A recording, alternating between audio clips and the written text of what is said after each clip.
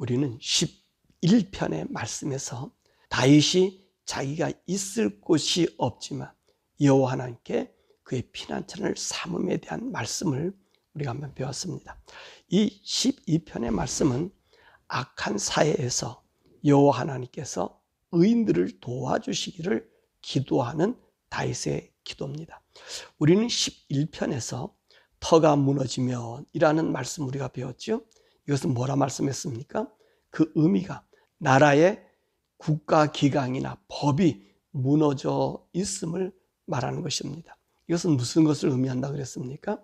이 사울이 다윗을 잡으려고 모든 법과 행정력을 법제화시킨 것입니다. 그래서 다윗은 있을 곳이 없어서 도망다니면서 내가 피하는 것은 오직 하나님만, 그분에게만 피하고 그분에게만 도움을 받겠다. 바로 그렇게 고백한 것이 11편의 얘기가 아닙니까? 이 말씀의 연장선에 서 있는 말씀이 오늘 12편의 말씀인 것입니다. 사울은 다윗을 돕는 자들을 이스라엘 땅에서 잊지 못하게 합니다. 그 말씀이 1절과 2절에서 드러나고 있지요. 경건한 자가 끊어지고 충실한 자들이 인생 중에서 없어지나이다. 그들이 이웃에게 각각 거짓을 말하며 아첨하는 입술과 두 마음으로 말하는도다. 여러분, 오늘 여기 있는 말씀 보니까 경건한 자가 끊어지고 충실한 자들이 인생 중에서 없어진다. 여러분, 이 사건을 여러분 어디서 찾을 수 있을까요? 다윗이 사울에게 쫓겨서 이 놉당 제사장 아히멜렉에게 가서 자기들이 굶주렸으니까 먹을 것을 달라 그랬습니다. 그러니까 이 아히멜렉이 여호와 제사장들만이 먹는 이 진설병 떡을 다윗에게 주었습니다. 그래서 다윗과 그와 함께한 일행이 그것을 먹었지요. 그뿐만 아니라 이 아히멜렉을 통해서 골리앗의 칼까지 가지고 이제 떠나게 되었습니다. 바로 그때에 그곳에 누가 있었냐면 에돔 사람 도액이 거기 있었습니다.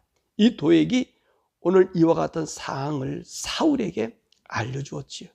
그랬더니 이 사울이 여호와의 제사장 85명을 부르고 그 유아들을 죽이기를 원했습니다. 그랬더니만 이스라엘 사람 중에서 죽이는 사람이 없었어요. 그랬더니 이 도액이 나타나서 이 아히멜렉을 비롯해서 제사장 85명과 그 놉당에 있는 남녀 유아들 그리고 우양들을 몰살시켰던 사건입니다. 이 다윗의 참담한 심정, 이 참담한 심정을 바로 12편에서 노래하고 있는 것입니다. 그래서 오늘 이 12편에 여러분 그 제목 옆에 보면 다윗의 노래 그리고 인도자에 따라서 8번째 줄에 맞춘 노래라고 규정하고 있습니다. 이 8번째 줄이라는 말은 이 저음으로 부르는 노래, 그것도 약하게 부르는 노래를 의미한다는 것입니다. 그러니까 이 말씀은 어떤 말씀이에요? 이 시는 다윗의 참담한 심령을 표현하는 것이란 말씀입니다.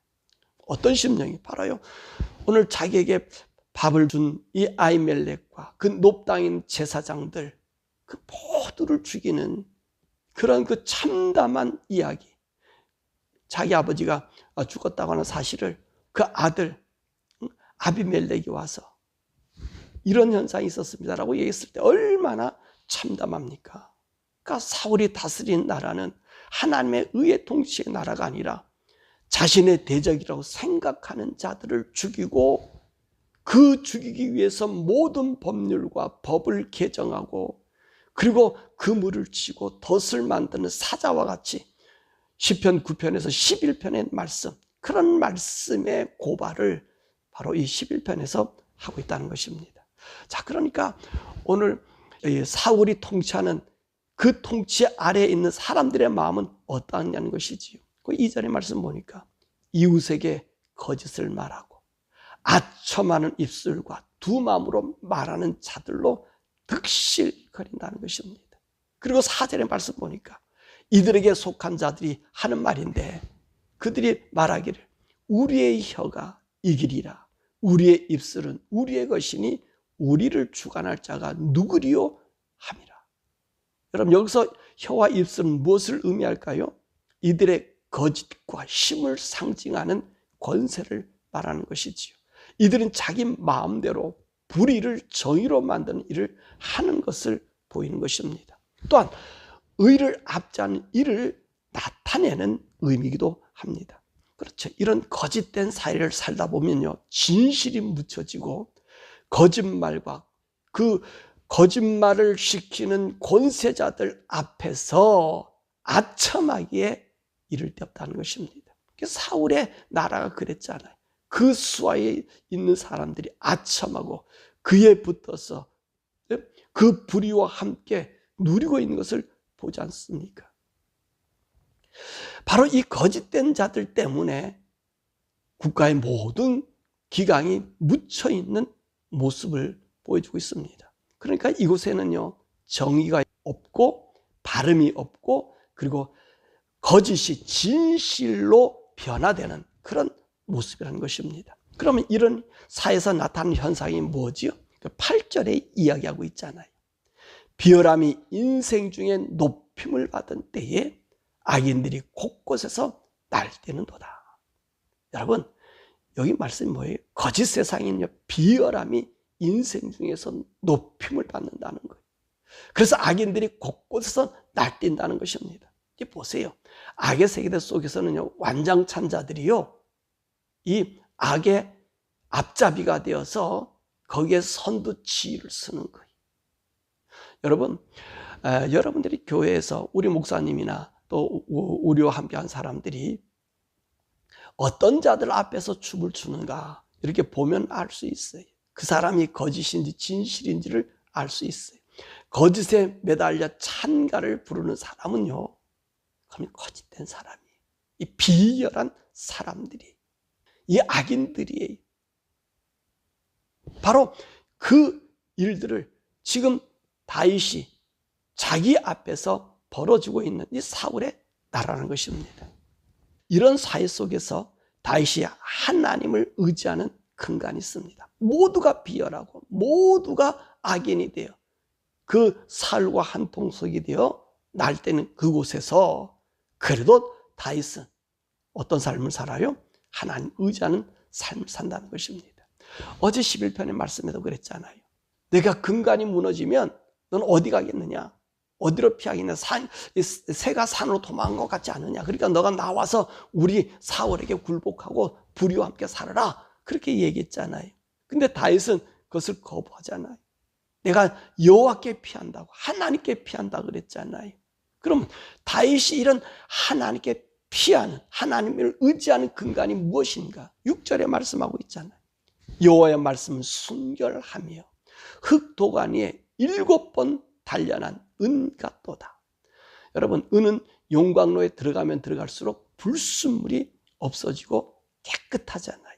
그래서 7번 단련이라는 말씀은 무한히도 하나님 말씀을 순결함이라는 것입니다. 다시 말해서 하나님 말씀은 시건하지 않으시고 하나님은 거짓과 악을 미워하시고 하나님께서는 고난 중에 그 의인들에게 나타내 주신 것을 의미하는 거예요. 하나님은요 고난당하는 자들 그냥 내버려 두지 않는다는 것입니다. 어제도 그랬잖아요. 하나님께서 그 보좌에서 하늘에서 인생들을 감찰하고 계신다고요. 우리 심령의 마음을 통찰하시고 눈으로 그들이 어떻게 행동하는가 우리 하나님께서 보고 계시는 분이라고 말씀하고 계시잖아요. 지금 다윗은 그 말하고 있는 거예요. 7번 단련한 하나님의 말씀, 무한히도 순결하시고 그것은 시건치 않으시는 하나님의 것을 이야기합니다. 이런 하나님의 말씀에 근거해서 다윗은 하나님께 간구하고 있습니다. 그 간구의 내용이 무엇이지요? 3절 여호와께서 모든 아첨하는 입술과 자랑하는 혀를 끊으시고 5절 가련한 자의 눌림과 궁핍한 자들의 탄식할 때에 일어나셔서 그들이 원하는 안전한 지대로 옮겨주시는 하나님으로서 7절 그를 지키사 이 세대로부터 영원히 보존하심을 구했다는 것입니다. 맞습니다. 하나님은요 오늘 의로운 자, 여기는 우리가 가련한 자들 그리고 궁핍한 자들 이들이 누구죠? 이 악의 세대 속에서 가련한 자들이고 악의 세대 속에서 궁핍한 자들이, 그건 누굽니까? 의인이란 말이죠. 이 의인들을 하나님의 말씀은 어떻어요? 악을 미워하고 거짓을 미워하고 악인을 징벌하신 하나님. 그래서 우리가 9장 또 앞에 있는 그 말씀 보면 의로운 재판장께 하나님께 이렇게 호소하는 내용이 있잖아요. 그 무슨 말씀이에요? 의인이 구하는 것은 하나님께 구하는 거지 세상에 구하는 것이 아니라는 말씀입니다. 그러니까 이 가련한 자, 궁핍한 자, 이 어두운 죄악 세상에서 의로 살아가는 자들은 눌린 자란 말이지요. 가난한 자란 말이지요. 이런 사람들이 바라는 것은 누구죠? 하나님밖에 없다는 것입니다. 다윗은 지금 그것을 얘기하는 거예요. 난 하나님밖에 없음을 얘기합니다. 정말 이 악인이 서칠 때 의인의 피곤함과 이 고달픔 어찌 말할 수 있겠습니까? 다윗은 보세요. 사울이 죽을 때까지 쫓겨다니잖아요. 사울이 죽을 때까지 그 나라에 들어올 수가 없었잖아요. 모든 권력이요 악인의 손에 장악되고 의를 찾아볼 수 없을 때 모든 것이 거짓이 진실로 둔갑되었을 때 모든 나라의 기강이 의인이 원하는 사회로 변환되지 않고 있을 때 그래서 악인이 기승을 부리고 악이 진실로 얘기가 되어 있고 악이 포장되어 미화되어 있을 때 의인들이 살기가 얼마나 힘드냐는 것입니다. 그러나 오늘 다윗은 뭐라 말씀하죠? 그러할지라도 하나님의 7번 단련된 말씀, 다시 말하면 영원히 변치 아니하시고 순결한 하나님의 언약의 맹세가 반드시 이 악의 세계를 정복하고 의의 나라가 이루어질 것을 믿는다는 것입니다. 사랑하는 여러분, 오늘 이것이 하나님 믿는 사람들의 배짱이 되어야 되는 거예요. 예, 이 다윗 같은 배짱이 되어야 되는 거예요. 우리요 믿음의 사람은요 이런 일이 있어야 돼요. 믿음은 생명이라고 그랬잖아요. 그죠? 믿음은 생명이에요. 믿음은 영생과 바꾸는 거예요.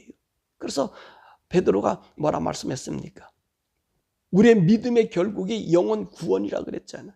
믿음은요 생명이에요. 생명. 우리가 하나님 믿는 건요 생명을 믿는 거예요. 세상 사람의 제도, 법을 믿는 것이 아니라는 말씀입니다. 그러니까 오늘 이 말씀 보세요. 7번 단련한 말씀이다.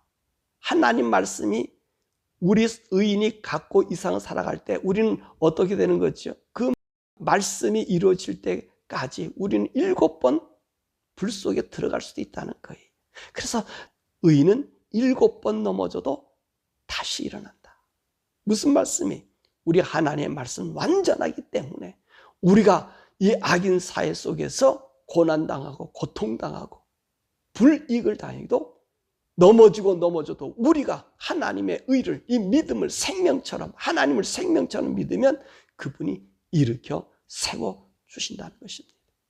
그러므로 사랑하는 여러분, 다윗은 이 하나님을 알았기 때문에 그 하나님의 의를 위해서 그의 삶을 정말 영적 싸움의 승리자로 남은 것입니다. 우리도 그런 승리자가 되어야 될 줄 믿습니다. 한국 사회가 지금 거짓이 찬동되고 거짓이 완전히 의의 나라가 되는 것처럼 보여요. 오늘 여기 있는 말씀처럼 보잖아요. 그 악인들이 자기들이 잔치를 벌이고 우리 입술을 누가 막겠느냐는 거예요. 누가 우리의 입술을 막겠느냐. 정직한 자들은 사찰하고 하나님 의에 있는 사람들을 사찰하고. 여러분 이런 일들 한국 사회에 있어요. 그때 여기서 여러분 누구를 보겠습니까? 하나님을 보세요. 하나님을 의지하세요. 하나님이 보고 계셔요. 의인은 고난당하지만 다시 일으켜 세워주시는 하나님. 하나님 말씀은 순결하기 때문에 7번 단련한 정말로 순결한 말씀이기 때문에 약속이 지켜져요. 그러므로 한국 사회에 지금 어둠과 고통 있는 여러분들 실망하지 마시고 정말로 거짓을요 한국 방송들을 이렇게 보면 거짓을 진실로 포장하고 찬양하는 것이 너무나 역겨워요. 참 안타까워요. 근데 하나님의 진실한 하나님의 백성들, 하나님의 종들, 여러분 그들과 함께 다윗처럼 이 삶을 이겨나가시길 바랍니다. 그럼 반드시 우리 하나님께서 우리 한국을 정말로 애국가처럼 하나님이 보호하사 우리나라 만세, 이건 우리 선조들이, 우리 믿음의 사람들, 우리 대한민국 되기를, 그렇게 되기를 원하잖아요. 하나님이 보호해 주시길 원합니다. 오늘 다윗은 누구의 도움을 청합니까? 하나님의 도움을 청해요. 그런 방랑의 생활을 했어요. 그래도 그건 하나님의 도움을 의지했어요.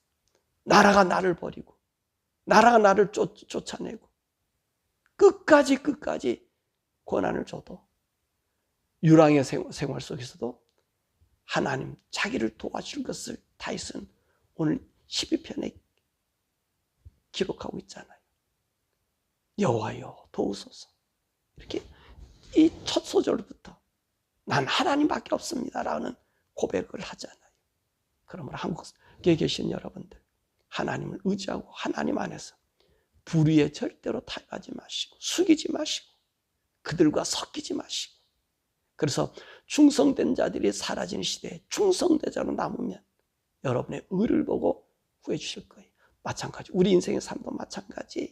우리 성도들의 삶도 마찬가지. 오늘 우리는요, 이 세대 속에서, 악의 속에서 우리가 살아가요. 이 악의 속에서 우리 성도들이 얼마나 고통을 당합니까? 정직하게 살면 여러분 우리들이 어려움 당해요.